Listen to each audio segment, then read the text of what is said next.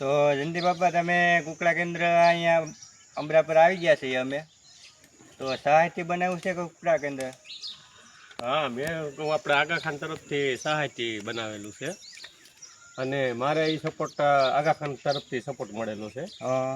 એટલે પછી મેં વિચાર એવો કર્યો કે ભાઈ આપણે થોડું જાજુ ફાર્મ બનાવીએ. એટલે મેં દેશીનું ફાર્મ બનાવેલું છે. એમાં મારે મુર્ગા ઓછામાં ઓછા 40, 50, 60 મુર્ગા હું રાખું છું. અને થોડી જાજી આવક છે. આપણે કાયમીની ડેલી 300, 400, 300 રૂપિયાની આવક છે. એટલે પહેલાં તો હું એક જ મુરગી લઈ આવ્યો તો એક મુરગીમાં જ મેં આ શરૂઆત કરેલી છે. એમાં મેં સપોર્ટ કરેલો છે, આગા ખાન તરફથી સપોર્ટ મળેલો છે.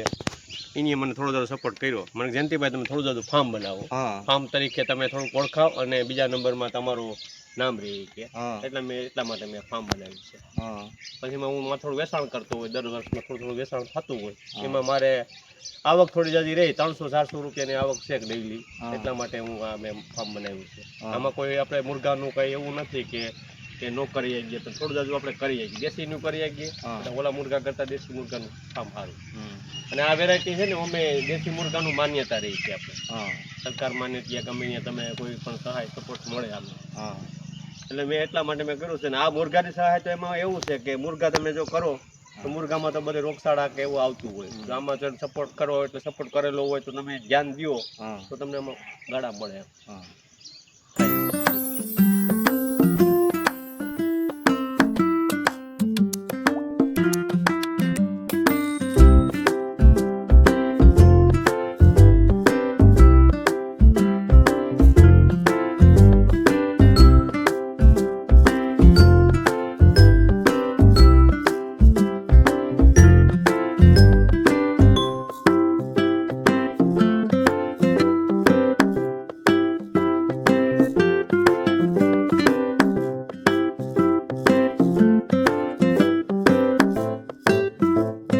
વિડીયોમાં જોતા હોય તો આ વિડીયો મારો જોજો. મુર્ગાનું આ રીતનું ફાર્મ બનાવેલું છે આપણે. અને આ ઉજર કેન્દ્રો આ રીતનું અમે કરીએ છીએ. પછી મુર્ગામાં તો એવું છે કે નાની બસેથી ઉજરીએ છીએ, ઉજર કેન્દ્રો કરીએ છીએ. નાની બસેથી વેચાણ પણ કરીએ છીએ. એમાં નાનું બચ્ચું ઉજરી ત્યાંથી 100 રૂપિયા, પછી 2 મહિનાનું બચ્ચું હોય તો 200 રૂપિયા, 300 રૂપિયા એમ આપણે વેચાણ કરીએ છીએ. અને મારી પાસે વેરાયટી એવી છે કડકનાથની, દેશી વેરાયટી છે, કડકનાથની છે, કાળા જે બ્લેક આવે ને એ કાળા આપણી પાસે વેરાયટી છે. એમાં આપણે જ્યાં બચ્ચા પણ ઉજરીએ છીએ. બચ્ચા અટાણે હાલ તકમાં ઉજરેલા છે. વિડીયો આમ બતાવો એટલે એ ગ્રાહક જોવે. આ રીતના ઉજરેલા છે આપણી પાસે. પછી એને નાના બચ્ચા જે ઉજરે ને એ આપણે 21 ઈંડા છે કે 22 ઈંડા છે કે 15 ઈંડા છે કે ગમે ઈંડા પણ 21 દિવસમાં એ બચ્ચા બને. એ બચ્ચાને આપણે ઉજરવા માટે એને ઓછામાં ઓછું 20 દિવસની ધ્યાન રાખવી પડે. 20 દિવસમાં 3 દી ગોળવાળું, 3 દી હળદરવાળું, 3 દી ગોળવાળું, 3 દી હળદરવાળું એ રીતનું પાણી પાવું પડે. પછી આને વેક્સિન પાવામાં આવે. વેક્સિન અમે પાતા નથી. વેક્સિન જે પાવવું હોય ને તો વેક્સિન આપણે એ લેવા જવું પડે. કોઈ માંગરોળ દુકાનમાં છે, કોઈ મેડિકલમાં છે. એ વેક્સિન તાત્કાલિક 8 કલાકની અંદર એ પાઈ દેવાનું આવે છે. એટલે અમે વેક્સિન પાતા નથી. અમે ઉકારા પાઈએ. ઉકારો બનાવવા માટે ઉકારો બનાવવો હોય ને એના માટે જો તમારે પહેલાં તુલસીના પાન લેવાના, આદુ, લસણ, ગોળ, આદુ, તુલસીના પાન, આલાવેરા, તીખા, લવિંગ અને એવી વસ્તુ બધી નાખીને ઉકારો બનાવવાનો. એ ઉકારો ઓછામાં ઓછો કમસે કમ 15-20 દીને નાના બચ્ચાઓને પાવાનો. મોટાઓને પાવાનો. કોઈ રોગચાળો આવે, કોઈ શરદી આવે, રાણી ખેતનો રોગ આવે, એ રોગને બચાવવા માટે બધું આવું કરવું પડતું હોય. એટલે માટે બચ્ચાને કોઈ પણ કાંઈ થાય નહીં.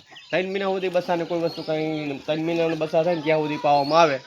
પછી એ મુર્ગું કાંઈ થાય નહીં. હાલ તક માટે ઉજરેલા જ છે બધા. જો મુર્ગા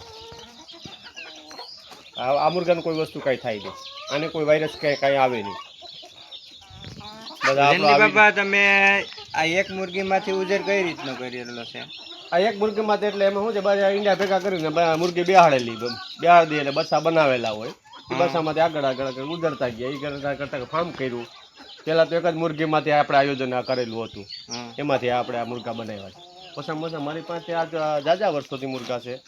હું 40, 50, 60 મુર્ગા રાખું છું. એ એટલું જ ફાર્મ કરું છું. આગળ ફાર્મ કરતો નથી. બાકી મુર્ગામાં સારું જ છે. તમને રોજી મળી જ જાય. જો ઉજર કેન્દ્ર કરી આગો ને તો એમાં સારામાં સારું જ છે. ઘણા લોકો મને આવીને એમ કે જયંતિભાઈ તમે મુરગામ શું ગાળો તમને મળે? ગાળો તો સારો મળશે ભાઈ, જો કરી આગો તો. નકર તો આમાં બધા પૂછવા આવતા હોય, જાણવા આવતા હોય કે જયંતિભાઈ મારે ઉજર કેન્દ્ર કઈ રીતનું કરવું. આમાં અમને એક તો ફાવટ ન પડે. ફાવટ હકીકતમાં દેશીમાં ફાવટ ન જ પડે. આમાં શું છે, વાયરસ આવતો જ હોય.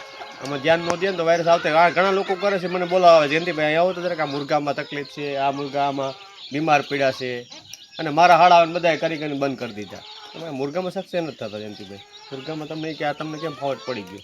તો આમાં શું છે ભાઈ, એ તો દવામાં ને એમાં ધ્યાન થોડુંક દેવું પડે, અને ઉકારા ને એવું બધું ફાવતું હોય તો ન વાંધો આવે. બાકી મુરગામાં તો માર ખાય જ. જય માતાજી. તો ચાલો બીજા વિડીયોમાં મળીએ આપણે બ્લોગ સાથે.